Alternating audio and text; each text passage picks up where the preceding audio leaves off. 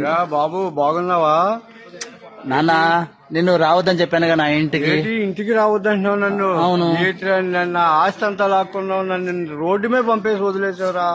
ఏంటి నన్ను వెళ్ళిపోమంటున్నావా? నన్ను ఇంట్లోకి రావద్దంటున్నావా?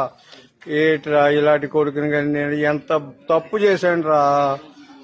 ఎంత ఈ తప్పు. ఆస్తి అంతా నీకు ఇచ్చాను రా, తాతయ్య ఆస్తి అంతా నీకు ఇచ్చాను రా. చూడండి ఫ్రెండ్స్, ఈ డొక్కుమాలి ఇల్లు ఒకటి రాశాడన్నమాట. ఈ ఇల్లు రాసినందుకు నా ఇంటి చుట్టూ తిరుగుతున్నాడు ఈయన.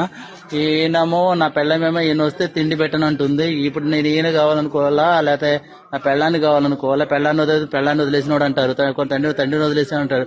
మీరే చెప్పండి నాన్న. నేను నిన్ను వదిలేయమంటా, నా పెళ్ళాన్ని వదిలేయమంటా చెప్పు. అది ఏమో గేటు తాళం వేసుకుంది, నన్ను కూడా రానివ్వట్లేదు. చూస్తున్నారు కదా. ఇప్పుడు నేను ఎవరికి న్యాయం చేయాలి చెప్పు? నా తండ్రి ఇచ్చిందంతా నీకు ఇచ్చాను రా. నన్ను రోడ్డు మీద నిలబెట్టేసావురా. నేను ఎలా జీవించను, ఎలా బతకను, చనిపోయేదాకా ఎలా బతకను రా.